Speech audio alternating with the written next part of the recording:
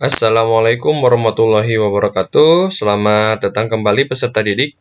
Di video kali ini kita akan kembali membahas sejarah peminatan di semester 3. Ya, setelah kemarin kita bahas tentang nasionalisme Jepang ya, yang diawali dari politik isolasi Jepang, kemudian nanti Jepang menjadi sebuah negara yang sangat imperialis, dan nantinya juga negara-negara di Asia kemudian nanti membuat negara-negara yang mencerminkan nasionalisme ya, berusaha dari mereka untuk membuat sebuah negara baru yang awalnya dijajah, kemudian menjadi negara yang merdeka. Nah, di sini kita akan bahas tentang dua nasionalisme yang berasal dari Asia Timur dan Asia Selatan ya. Ada nasionalisme Cina dan kemudian ada nasionalisme India. Nah, nasionalisme Cina dan nasionalisme India ini merupakan salah dua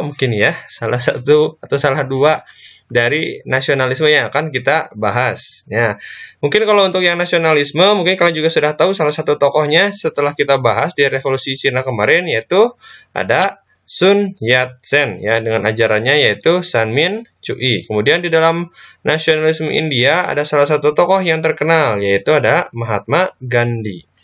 Nah, pembahasan yang pertama yaitu tentang nasionalisme Cina. Ya, di dalam nasionalisme Cina ini nanti kita akan bahas tentang latar belakang nasionalisme Cina, kemudian ada peristiwa sebelum nasionalisme Cina, dan tentunya ada ajaran Sun Yat-sen. Ya, jadi perlu ditekankan bahwa nasionalisme Cina ini merupakan tumbuhnya rasa nasionalisme sebelum terjadinya revolusi.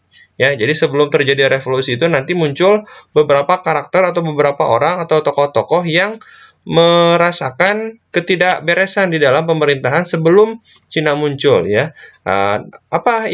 Pemerintahan apa yang ada di Cina sebelum Republik Cina lahir, yaitu ada dinasti Manchu ya. Dinasti Manchu ini merupakan salah satu dinasti yang memerintah Cina sebelum lahirnya nasionalisme ya, sebelum lahirnya revolusi juga.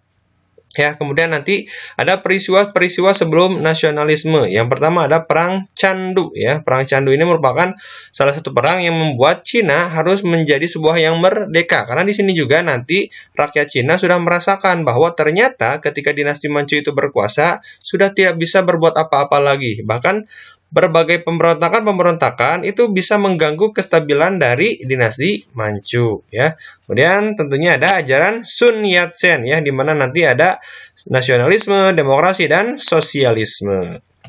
Oke, pembahasan yang pertama yaitu latar belakang nasionalisme Cina.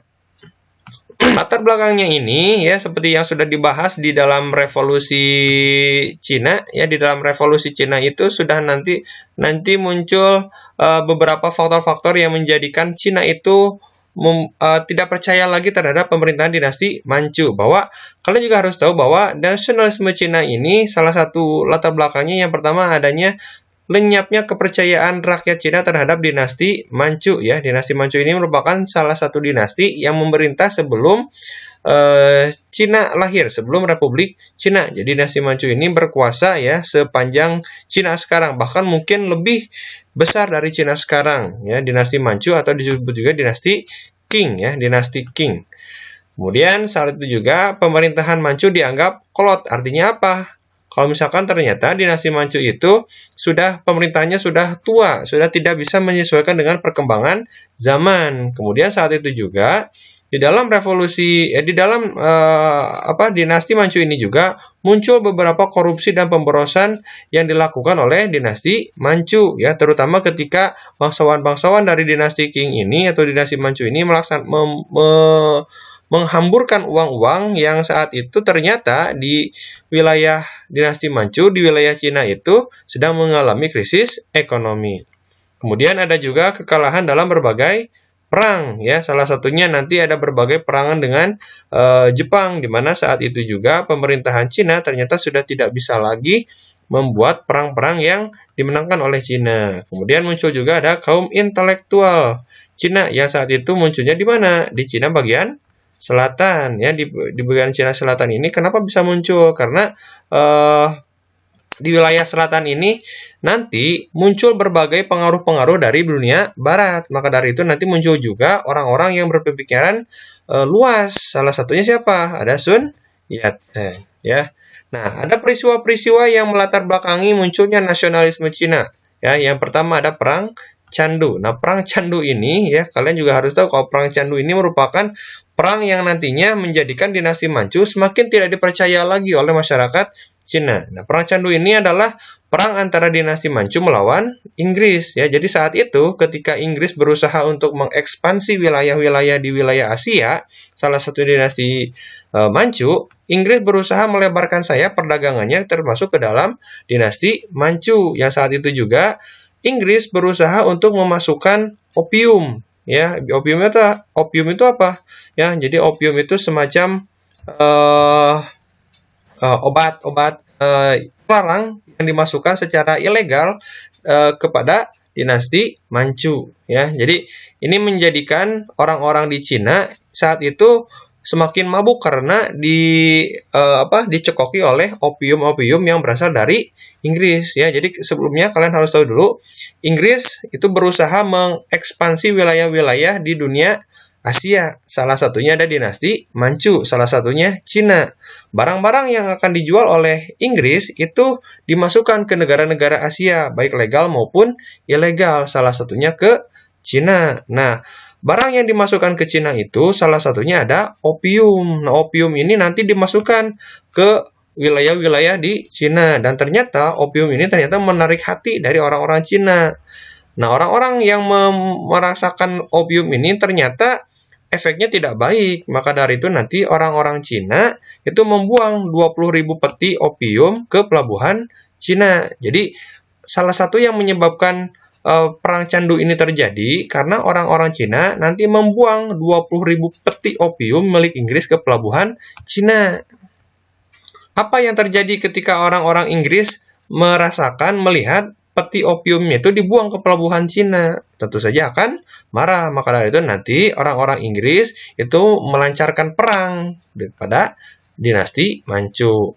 Ini tuh sama kayak peristiwa salah satu peristiwa yang terjadi di Revolusi Amerika ketika orang Amerika membuang teh milik Inggris ke pelabuhan Boston atau yang disebut dengan Boston Tea Party ya. Jadi Boston Tea Party itu kan sama ya ininya latar belakangnya ketika orang-orang di koloni itu membuang enteh-enteh milik Inggris ke pelabuhan Boston, maka terjadilah perang antara orang-orang Inggris melawan orang-orang koloni. Kalau di Amerika Serikat sana ada Boston Tea Party, tapi kalau di Cina itu ada perang candu. Nah, akhirnya gimana?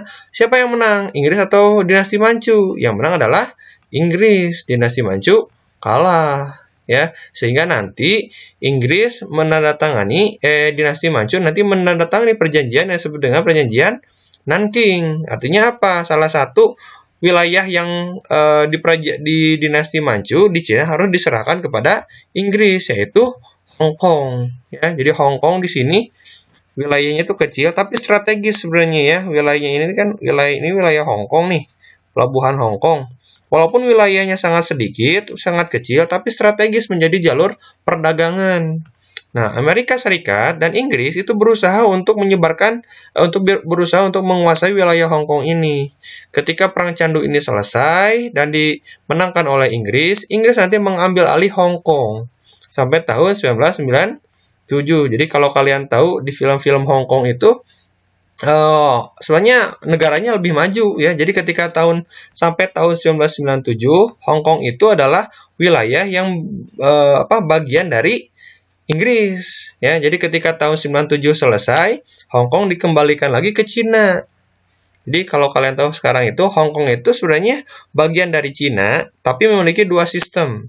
Ya, kalau Cina itu wilayahnya sistemnya komunis, tapi Hong Kong itu sudah liberalis ya. Di dunia internasional, Hong Kong itu masih di bawah dari Cina kalau sekarang itu. Ya, jadi Hong Kong itu masih wilayah administratif dari Republik Rakyat Cina. Ini kan RRC ya. RRC ya. Jadi kalau RRC itu kan Republik Rakyat Cina yang sekarang dipimpin oleh Xi Jinping. Nah, tapi kalau Hong Kong itu dulunya bagian dari wilayah Inggris. Tapi ketika tahun 1997, Hong Kong ini dikembalikan lagi kepada Republik Rakyat Cina dengan status satu wilayah tapi dua sistem. satu wilayah dua sistem. Jadi sistem yang dimiliki oleh negara Hong Kong ini itu tidak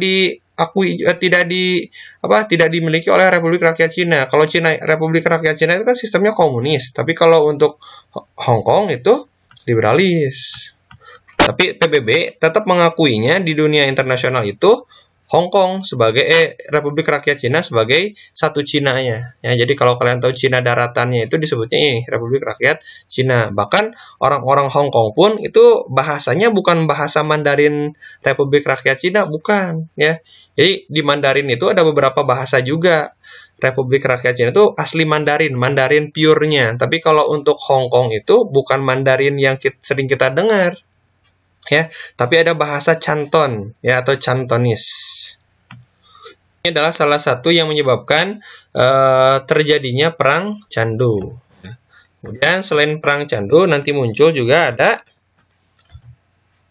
pemberontakan Taiping. Nah, pemberontakan Taiping ini salah satu juga pemberontakan yang nantinya sudah melunturkan kepercayaan terhadap dinasti Manchu, di mana dinasti Manchu itu sudah tidak bisa menangani rakyat Cina ya, dan juga dinasti Manchu itu sudah tidak sesuai dengan perkembangan zaman. Akhirnya nanti muncul pemberontakan di wilayah Cina. Salah satunya adalah pemberontakan Taiping ya, yang mereka Taiping ini nanti mengatasnamakan dirinya sebagai Taiping Tiankuo, artinya kerajaan surga yang abadi.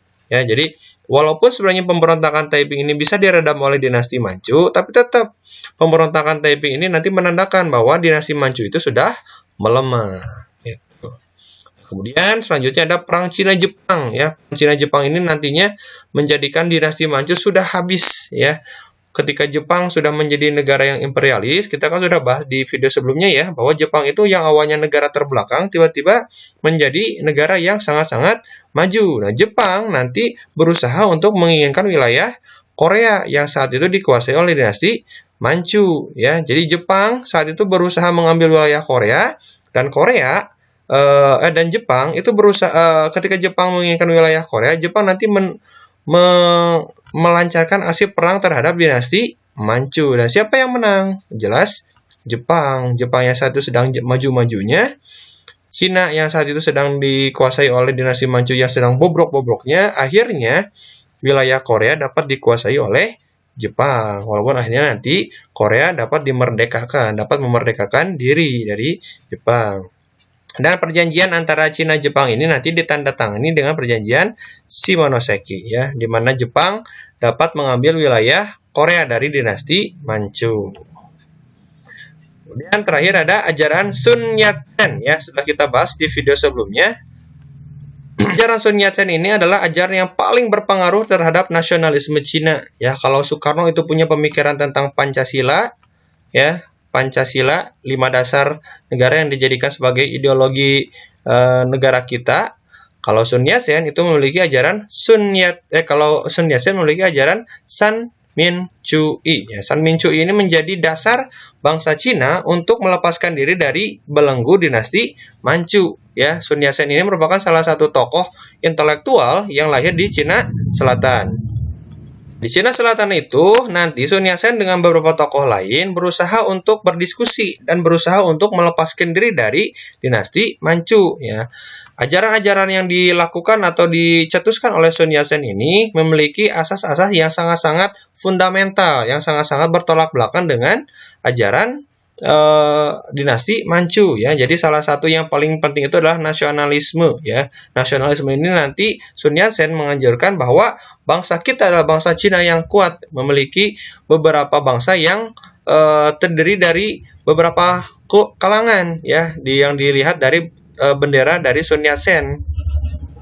Ada merah, ada kuning, ada biru, ada putih, ada hitam. Itu merupakan lambang-lambang yang diambil dari suku-suku yang ada di wilayah Cina. Kemudian ada demokrasi, ya jelas ya, demokrasi ini bertolak belakang dengan pemerintahan dinasti Manchu yang menganut sistem monarki. Demokrasi kan pemerintahan dari rakyat, sedangkan monarki pemerintahan secara turun-temurun. Kemudian ada sosialisme atau kesejahteraan rakyat. Nah, inilah para pemikiran-pemikiran yang dicetuskan oleh Sun Yat-sen yang nantinya bahwa masyarakat Cina itu sudah sadar bahwa kita harus merdeka dari dinasti Manchu ya. Ini adalah si Dr. Sun Yat-sen. Dan puncaknya nanti Sun Yat-sen ini nanti pelopori terjadinya pemberontakan yang menggulingkan pemerintahan dinasti Manchu yang disebut dengan Wuchang Day atau The Double Ten Day ya, Double Ten yang terjadi pada saat 10 Oktober tahun 1911.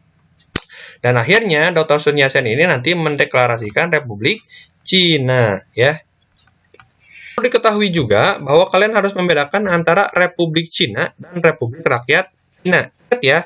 Setelah Sun Yat-sen nanti mengambil alih Cina dari dinasti Manchu, nanti Sun Yat-sen mendirikan sebuah negara yang disebut dengan Republik Cina tahun 1911. Nah, tahun 1911 ini masih namanya itu Cina yang sekarang itu masih disebut dengan Republik Cina. Dengan benderanya itu kan ada merah, kuning, biru, putih, dan hitam. Kemudian Republik Cina ini yang di bawah Sun Yat-sen itu nanti diserahkan pada Chiang Kai-shek. Nanti si Sun Yat-sen itu mengundurkan diri dan menyerahkan kekuasaannya itu kepada Chiang Kai-shek. Nah, Chiang Kai-shek ini memiliki paham yang liberal, yang saat itu dia pro terhadap demokrasi, pro terhadap Amerika Serikat. Nah, Chiang Kai-shek ini memerintah dengan cara tangan besi ya, banyak pemerintahan-pemerintahan atau orang-orang yang disiksa oleh Chiang Kai-shek. Dan ternyata Chiang Kai-shek ini nanti memiliki saingan dari orang-orang komunis. Salah satu tokohnya yaitu adalah Mao Zedong. Nah, Mao Zedong ini adalah tokoh yang berperilaku atau tokoh yang memiliki ideologi yang berbeda dengan Chiang Kai-shek. Kalau Chiang Kai-shek itu memiliki ideologi liberal, tapi kalau Mao Zedong itu memiliki ideologi komunis. Ya, komunis ini nanti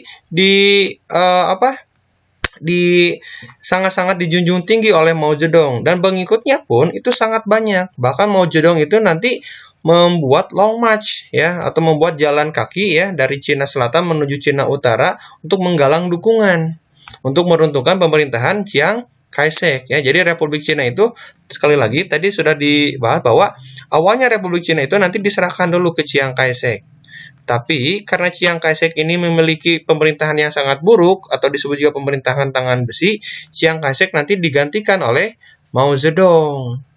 Chiang Kai-shek yang awalnya menguasai Cina keseluruhan, tiba-tiba hanya sedikit wilayah yang dikuasai oleh Chiang Kai-shek. Dan orang-orang Cina itu lebih memilih Mao Zedong sebagai pemimpin Cina. Akhirnya nanti Chiang Kai-shek menguasai wilayah Taiwan, dan Mao Zedong nanti mendirikan negara yang berbau komunis, yaitu Republik Rakyat Cina atau RRC. Nah, kalau kita lihat sekarang, ya wilayah Cina ini wilayah Cina sekarang ini, ya wilayah Cina ini, itu dulunya bagian dari wilayah dari Sun Yat-sen, ya. Sun Yat-sen dengan Republik Cinanya. Tapi ketika Chiang Kai-shek nanti berkuasa, Chiang Kai-shek itu nanti hanya menguasai Chiang Kai-shek itu memerintah secara tangan besi, otoriter dan digantikan oleh Mao Zedong, ya. Dan sekarang Chiang Kai-shek itu hanya menguasai wilayah Taiwan. Jadi wilayah yang dulunya dikuasai oleh Chiang Kai-shek yang awalnya ini nanti menyusut ke wilayah sini, ya, wilayah Taiwan. Kalau sekarang, ya, kalau menurut sekarang, Taiwan itu adalah, kalau menurut Cina, Taiwan itu adalah bagian dari Cina. Sedangkan bagi Taiwan sendiri, dia adalah negara independen, negara mandiri. Ya, jadi ada dua perspektif yang berbeda. Ada perspektif yang berbeda antara Cina dan Taiwan. Kalau bagi pemerintahan Cina, Taiwan masih bagian dari Cina.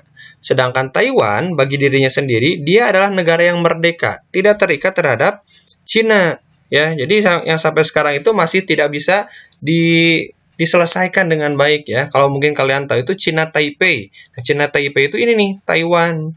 Ya, jadi kalau di dalam PBB itu masih mengakui Cina sebagai negara utamanya, Republik Rakyat Cina sebagai negara utama.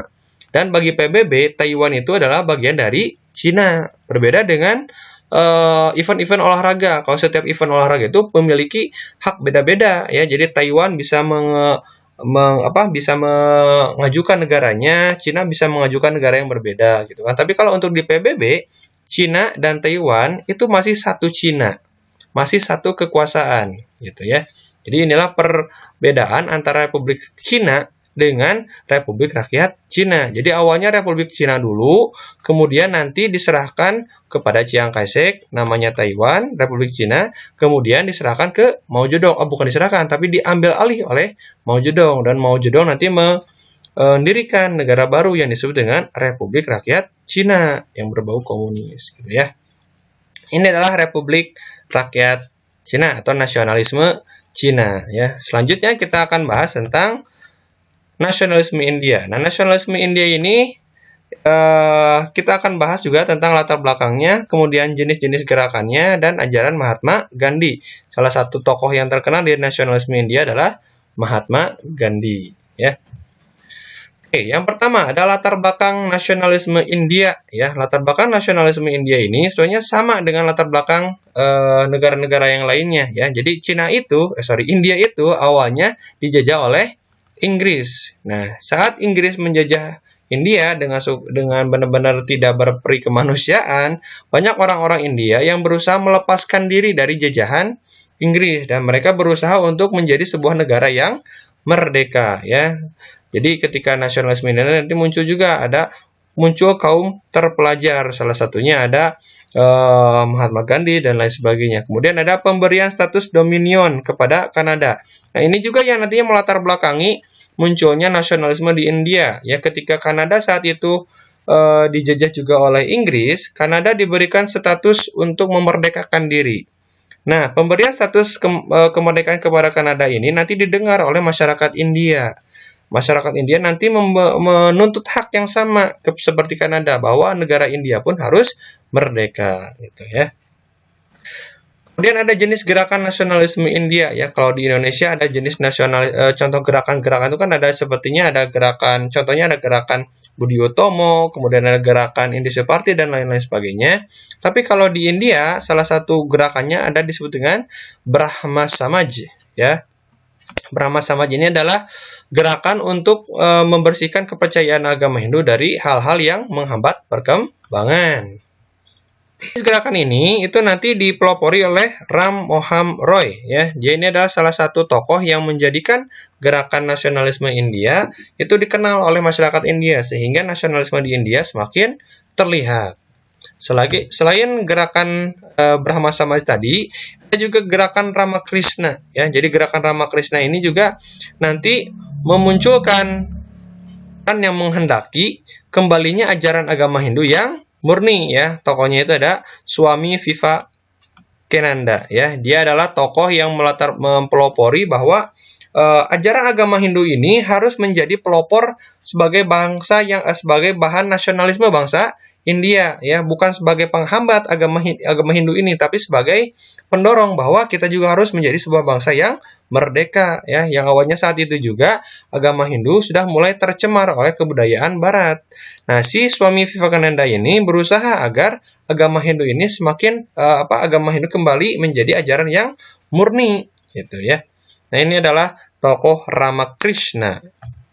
Selain Ramakrishna, ada juga Santiniketan. Nah, ajaran Santiniketan ini merupakan ajaran nasionalisme atau menanamkan cinta tanah air terhadap kebudayaan bangsa India ya. Tokohnya ada Rabindranath Tagore.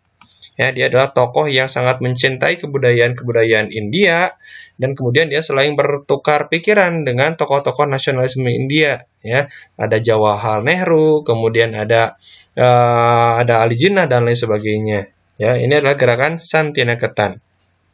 Selain gerakan Santiniketan, ada juga yang paling penting di sini yaitu All India National Congress. Nah, All India National Congress ini nantinya menjadi sebuah gerakan baru di mana munculnya nasionalisme yang semakin menggelora. Ya, kalau di Indonesia ada Sumpah Pemuda yang dipelopori oleh para pemuda, tapi kalau di India ada yang disebut dengan All India National Congress. Nah, All India National Congress ini semakin mempertegas bahwa India harus menjadi sebuah negara yang merdeka. Nah, di dalam All India National Congress ini terdapat dua aliran yang saling mendominasi. Yang pertama ada aliran moderat dan yang kedua ada aliran ekstrim. Nah, di dalam aliran moderat ini dia berusaha menyuarakan suaranya bahwa ketika India ini merdeka, India ini harus tetap berada di bawah negara Inggris atau yang disebut dengan negara persemakmuran. Ya, bagi aliran moderat, India dan Inggris, India harus merdeka, tapi tetap harus berada di lingkungan kerajaan Inggris, ya, seperti Malaysia, seperti Kanada, dan lain sebagainya. Kalau aliran ekstrim, mereka berpendapat bahwa India ini harus merdeka 100%. Bahwa Inggris itu harus benar-benar terpisah dari India sekarang, ya. Tokohnya ada Jawaharlal Nehru. Nah, di dalam aliran ekstrim ini nanti muncul juga dua pro kontra, ya. Di sini nanti muncul dua golongan, ada golongan Hindu, ya. Kemudian ada golongan Islam. Di dalam aliran ekstrim ini, walaupun sebenarnya yang paling vokal itu ini, ya, yang aliran ekstrim. Nah, di dalam aliran ekstrim ini nanti didominasi oleh kaum Hindu, bangsa Hindu, sementara orang-orang Islam hanya menjadi bangsa yang minoritas. Walaupun nanti dua ini tetap walaupun dua ini banyak mendominasi di aliran ekstrim, tapi orang-orang Islam nanti banyak yang tidak sepakat dengan orang-orang Hindu, sehingga nanti orang-orang Islam ini nanti melaksanakan ada yang disebut dengan Liga Muslim, ya. Ketika Liga Muslim ini nanti muncul, timbullah suatu gagasan baru untuk mendirikan negara baru juga yang nantinya melahirkan negara Pakistan. Ya, jadi di dalam aliran ekstrim kan ada dua golongan, ada golongan Hindu, ada golongan Islam. Ketika golongan Islam ini banyak yang tidak sependapat dengan golongan Hindu, nanti muncul kongres baru yang disebut dengan Liga Muslim. Nah, di Liga Muslim ini nanti memunculkan sebuah konsepsi negara baru yang disebut dengan negara Pakistan, gitu, ya. Inilah All India National Congress. Kemudian ada juga ajaran Mahatma Gandhi. Nah, yang paling terkenal itu ini, ya, yaitu ajaran Mahatma Gandhi. Jadi salah satu tokoh yang paling berperan penting terhadap perlawanan rakyat India terhadap Inggris, yaitu adalah ajaran Mahatma Gandhi. Ada 4 aliran atau 4 ajaran yang dikemukakan oleh Mahatma Gandhi. Yang pertama ada ahimsa, yang kedua ada hartal, yang ketiga ada satyagraha, dan yang keempat ada swadesi. Ya, ahimsa artinya melawan musuh tanpa kekerasan fisik. Jadi kalau kata Mahatma Gandhi itu melawan tanpa melawan. Artinya apa? Kalau misalkan kita ingin melawan penjajah, tidak perlu berperang, tidak perlu melawan kekerasan fisik, cukup kita tidak bekerja sama saja dengan orang-orang Inggris itu. Ya, kalau mungkin tadi kan sudah jelaskan tokoh-tokoh nasionalisme dari berbagai negara itu. Contohnya kalau yang Sun Yat-sen, ya. Sun Yat-sen, kalau kata Sun Yat-sen, my nationalism is China. Kalau kata Soekarno, my nationalism is Indonesia. Tapi kalau kata Mahatma Gandhi, my nationalism is humanity, ya. Jadi nasionalismeku adalah kemanusiaan, ya. Jadi kalau Mahatma Gandhi itu benar-benar orang yang sangat humanis, tidak mau berperang dengan orang-orang yang dia benci juga. Mungkin si Mahatma Gandhi tidak membenci orang-orang Inggris, hanya saja dia tidak mau dijajah oleh Inggris, ya. Kemudian ada hartal, ya, hartal itu artinya pemogokan. Jadi dia mencegah orang-orang India untuk melaksanakan pemogokan terhadap perusahaan-perusahaan di Inggris. Kemudian ada satyagraha. Sama, satyagraha itu menolak bekerja sama dengan Inggris. Kemudian ada swadesi. Nah, ini adalah salah satu ajaran yang ditiru oleh Soekarno. Jadi swadesi itu artinya hidup dengan usaha sendiri, tidak perlu bekerja sama dengan orang lain. Artinya apa? Berdiri di atas kaki sendiri. Nanti diadopsi oleh Soekarno yang disebut dengan berdikari, ya, atau berdiri di atas kaki sendiri. Jadi ajaran swadesi, satyagraha, harta, dan ahimsa ini nanti menjadikan orang-orang India itu semakin patuh terhadap Inggris, semakin patuh terhadap si Mahatma Gandhi, dan berusaha untuk melepaskan diri dari jajahan asing. Nah, ajaran ahimsa ini juga kalau kalian tahu itu sama kayak ajaran sekarang. Ya, mungkin kalian pernah mendengar kata boykot produk-produk asing. Nah, sama ahimsa ini juga, yaitu simpelnya itu memboikot produk-produk dari Inggris. Kan Inggris itu kan membuat produk dan dipasarkan di India.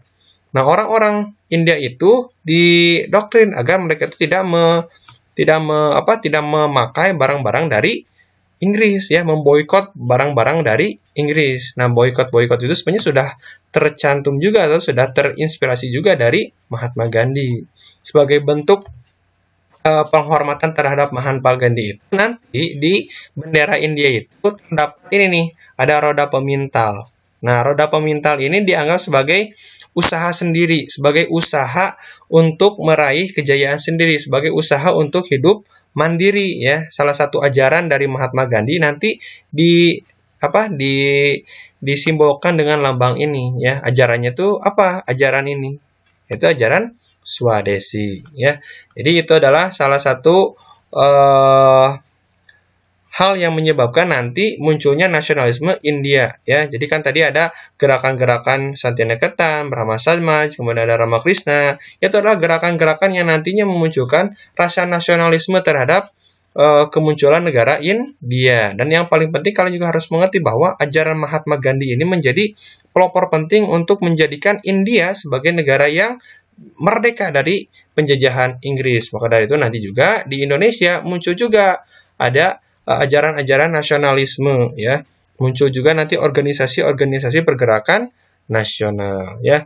Itu adalah pembahasan tentang nasionalisme India dan nasionalisme Cina ya.